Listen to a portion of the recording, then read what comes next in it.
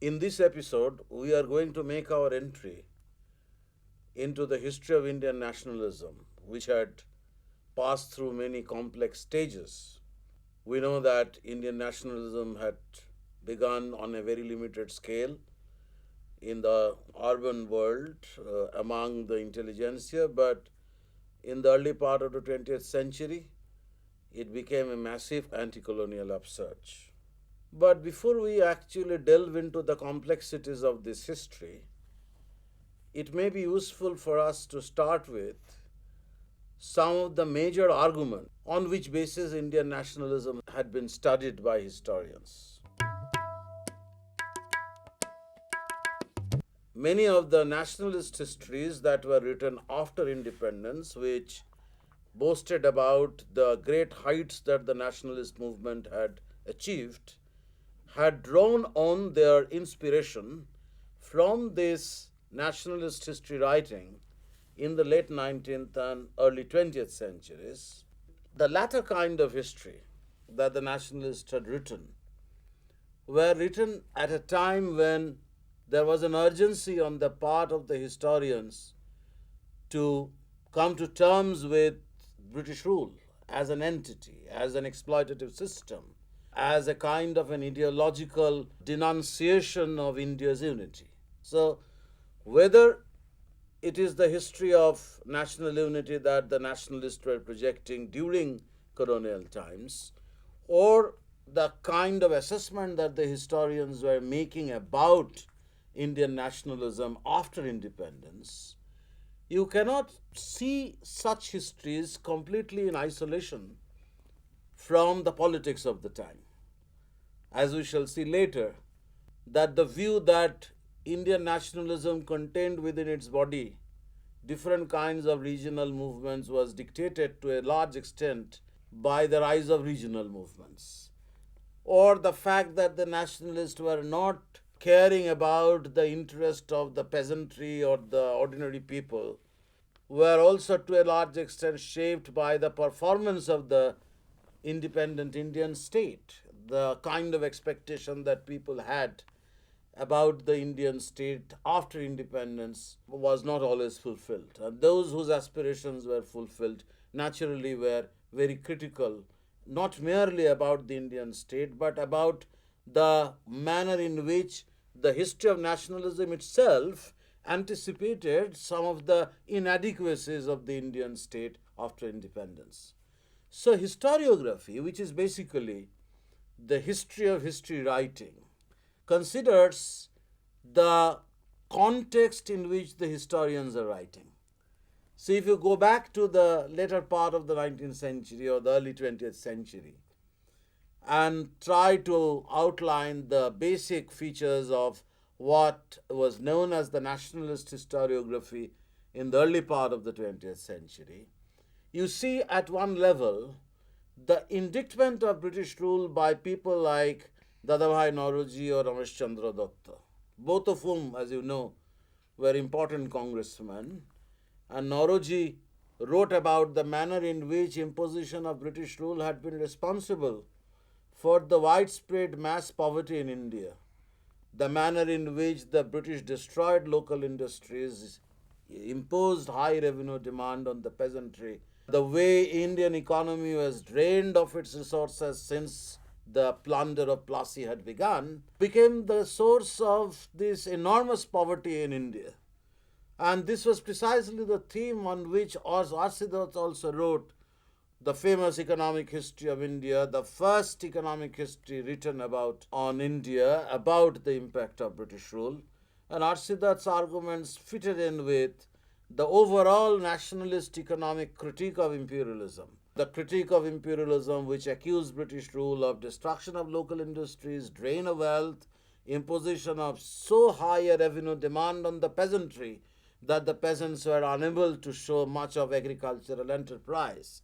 So, the creation of mass poverty was the creation of British rule. So, that was one line of argument. The other kind of argument that emerges from this early nationalist history writing in the early part of the 20th century or the turn of the 19th century concerns the vision of unity of India. Sir, then how did the early nationalist historiography imagine India's unity? They imagined Indian unity in terms of unity in diversity. There were many religions, many linguistic groups, many regional ethnic groups. But despite the existence of such diversities, the nationalists thought about an essential unity. And this assimilationist dimension of Indian unity was emphasized in different kinds of cultural history that historians of India in pre-independent India had written. There were syncretic tendencies in Indian religion, how Islam and Hinduism, apart from the history of conflict certainly that these two religions had, ultimately created an assimilationist syncretic culture at the popular level. For example, they talked about the impact of Sufism in Indian culture, the attraction that the Sufis had for the Bhakti saints, or the inspiration that the Sufis provided to the Bhakti saints in the Middle Ages, the manner in which the people in the localities, both Hindus and Muslims, were offering their worship to the shrines, to the shrines of the Peer. Idea of Sattopir. There was an underlying stream of unity which was emerging from the assimilationist syncretic culture. To talk about India's unity during British rule or to recount the history of India's movement against foreign rule, in which Congress certainly played a critical role, are two different things. Because the ideas that the nationalist historiography at the very early stage had propounded was a part of the struggle against British rule. But once independence was achieved, once historians began to delve deeper into the complex layers of mobilization against British rule, they began to assert that if nationalism in the late 19th century remained very limited to the intelligentsia who were exposed to English education, who absorbed modern political ideas and found that the modern ideals, the Western ideals, democratic ideals that the British were preaching in their own country were never applied to India. So the aspect of un-Britishness of British rule had as one of its features the critique of British rule causing mass poverty. The other dimension concerns the failure on the part of the British to give Indian self-rule. And democratic ideals actually came to India through English education, to which the intelligentsia became exposed and they absorbed these new ideas and they created their own associations through which initially in the late 19th century the demand for self-government was raised. Historians recently have tried to analyze the emergence of the Congress in 1825 in terms of the rise of a nationalist public sphere. Print culture, for example. Newspapers began to proliferate. Vernacular newspapers published from localities were reporting events of national importance. Even though, say, for example, a small town newspaper in Bengal had nothing to do with textile mills, which were by then concentrated in Western India under indigenous enterprise, were regularly reporting about the iniquities of the British tariff policy, which deprived these infant textile mills in Western India of the prospect of further development. So certain issues were emerging in the public sphere, particularly because of the contribution of print culture as important hallmarks of what we call a nationalist public sphere. The people who were inspired by these nationalist ideals were arriving at a consensus or to work out an alternative argument about how better India would be under the government of a free state. Associations were formed to articulate demands for self-government or at least demands for some kind of representative government which the British were systematically denying to Indians. And in the early part of the 20th century, Such demands became much more powerful with the rise of Gandhian nationalism. The nationalist historiography draws a straight line from, say, 1885 when the Congress was founded as the first expression of an Unitarian nationalism on the basis of earlier experiments with provincial associations to a major turning point in the history of nationalism in the 1920s when, under the leadership of Gandhi and some of his closest followers, were emerging from the provinces with a record of popular movement as the generals of the Gandhi's army, who are transforming the character of nationalism and making it into a kind of mass nationalism.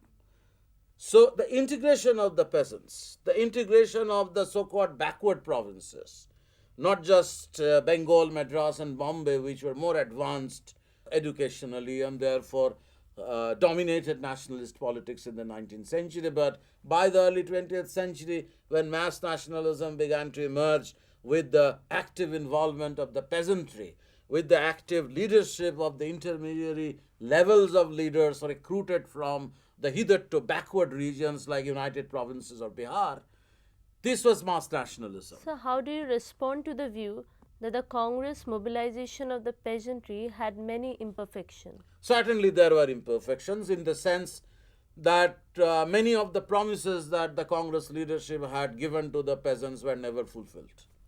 And such indications were clear once Congress was in power in 1937 in some of the provinces. So you can see the imperfections, as the Marxists had done, in the kind of bourgeois landlord class bias of the Congress. Certainly the intelligentsia were recruited largely from the landowning classes. Not always very large landowners, but small landowners. You look at Bengal, for example, most of these English educated elites came from the petty landowning classes. You find similar things among the Chitwavan elite of Bombay, which dominated nationalist leadership.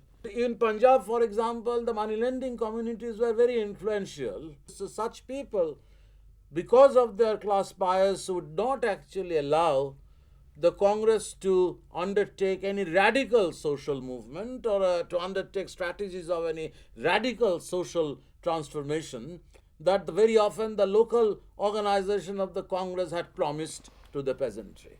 So these imperfections certainly existed, but one has to recognize that Congress actually provided certain basic lessons of organizations to the peasantry. If you look at the late 19th century peasant movements, which were mostly sporadic, which came in cycles, but which were never able to create a kind of a massive upsurge that you come across in the 1920s or 30s, when peasants became integrated within the Congress movement, when local leaders of the Congress were able to mobilize their peasant followers in the rural areas, when the Congress organizations were actually proliferating at the local level.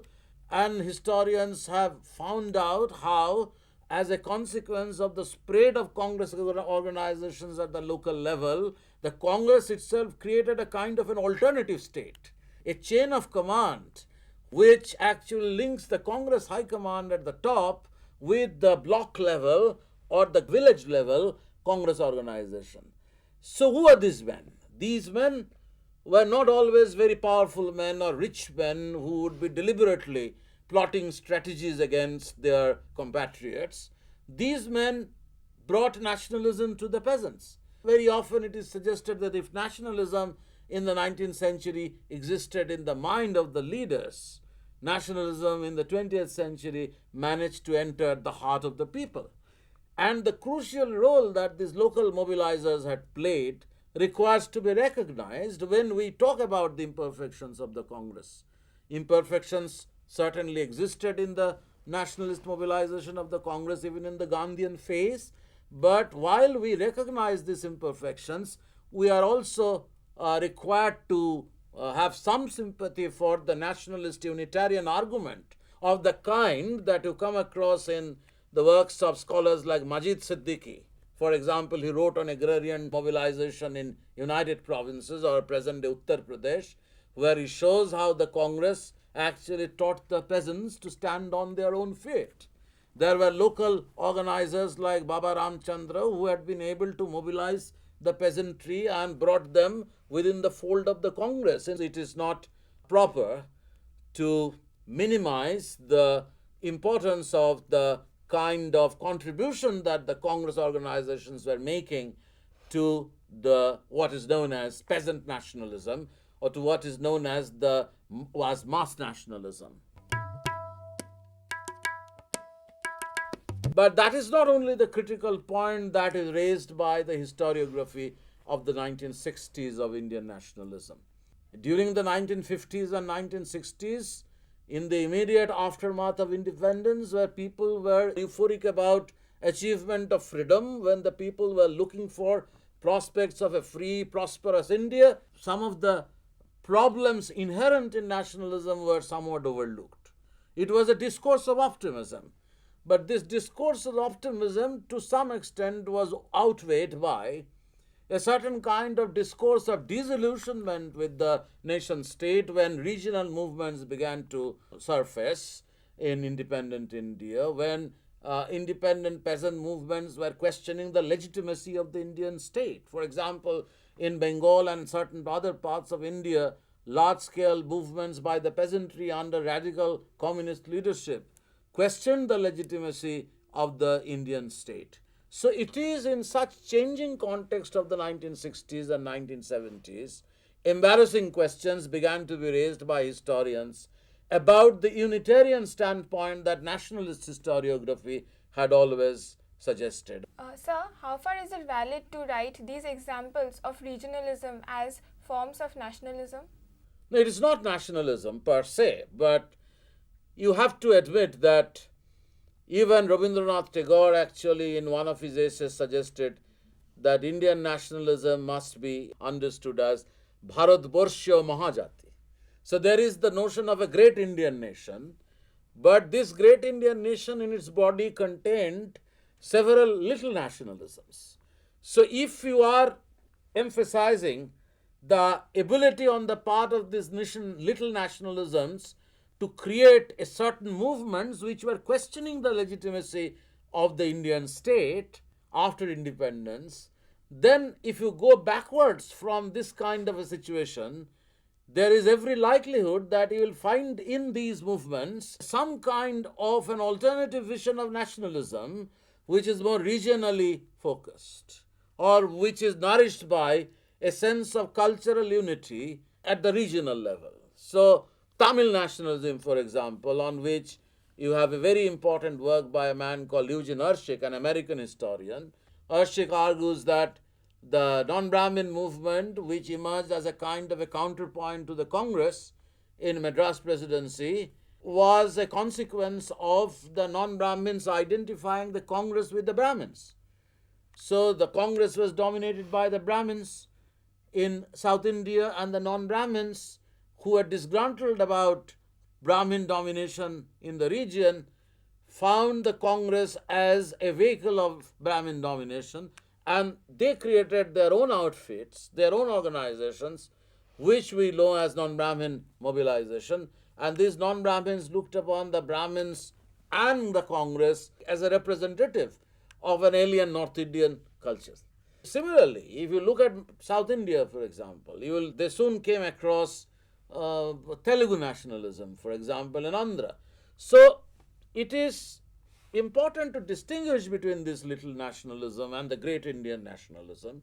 But historiographically speaking, one has to recognize that within this large country, where you have multiple languages, different kinds of ethnic affiliations and loyalties, regional culture is capable of developing into some kind of alternative nationalism, some kind of nationalism which would at certain points of time question the legitimacy of the pan-Indian nationalism. But to overemphasize this little nationalism by way of demeaning the great achievement of Indian nationalism is, of course, not acceptable. You have another set of historians who became very powerful in the 1970s in terms of their influence on historical studies.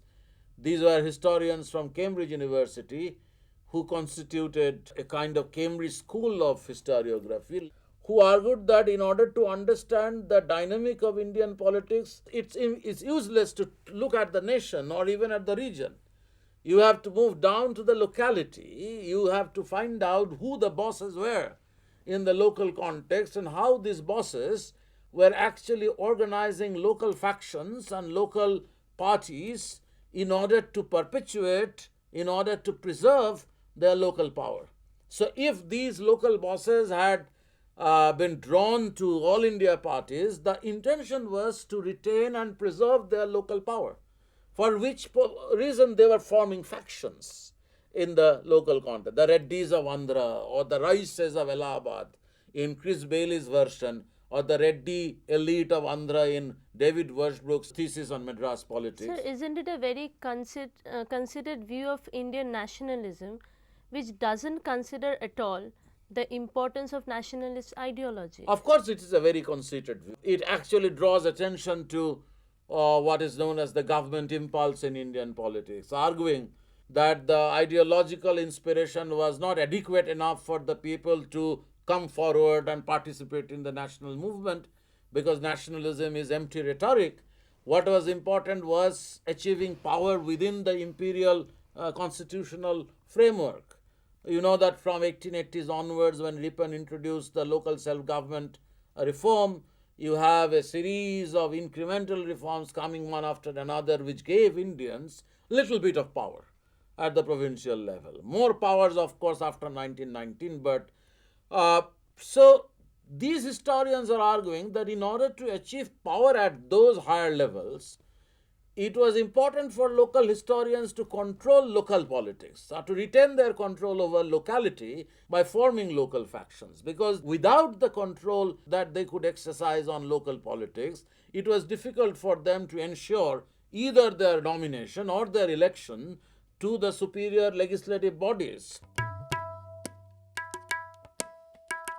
So it is a conceited view. So in answer to this, the nationalist historiography, particularly scholars like Bipan Chandra, had argued that if such men or if congressmen had participated in these constitutional mechanisms, they were only short-term compromises. So they were compromising with imperialism only for short-term purposes, in order to put greater pressure on the British once opportunities would arise, so that this unremitting pressure on the British created a situation in the 1940s when the British felt that ruling India had become almost an impossible proposition. So the compromises that the nationalist leaders were making with imperialism by agreeing to participate in the constitutional system were only short-term compromises. It did not actually suggest that the main reason of conflict, which was located by the nationalist in India's poverty, which was located by nationalists in imperial racism, which actually denied Indians the right of self-rule, the main sources of conflict were never resolved until India achieved independence. And if Indians participated in the constitutional machineries or the constitutional system that the British had created, enticed by the prospects of power, these were short-term compromises that the Indians were making.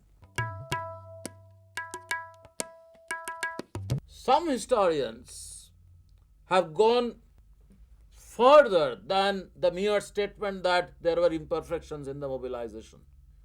Some historians who belong to the Subaltern school have tried to argue that the world of peasant politics in the villages and the world of elite politics, of which Congress was, of course, the best expression, the finest expression, the most powerful expression, there was a deep chasm, the two different worlds. As in the 19th century, the peasants participated in the peasant movements of various kinds in different parts of India, perhaps sporadically or spasmodically. Such trends continued even after the Congress mobilization of the peasantry had begun from 1920s onwards. the peasants had their own visions, peasants had their own conception of independence, which did not always tally with the kind of calculation that the Congress leaders had about how to remove the British. The Congress strategy was based certainly on calculations of the strength of the empire. So they moved towards the goal in stages. The peasants' vision of independence was different. If the congressmen thought of the removal of British rule and achievement of power by a national government as the first objective to be fulfilled by the national movement, the peasants thought that the creation of a just and equitable world minus the oppression of the local oppressors was the ultimate achievement of freedom. Sir, then what were the major contributions of the subaltern studies to the understanding of Indian nationalism? This is one important dimension where you can see how the politics of the peasantry is looked upon as an independent sphere, where the peasants were able to think out their ideas about independence somewhat differently from the manner in which the urban leaders or the intelligentsia were actually defining the goals of independence. The peasants looked upon Gandhi Maharaj as the bringer of justice. And Gandhi's notion of Ram Rajya appealed to them because this notion of Ram Rajya implied a land without oppression, without the oppression of the local landowners or the local money lenders.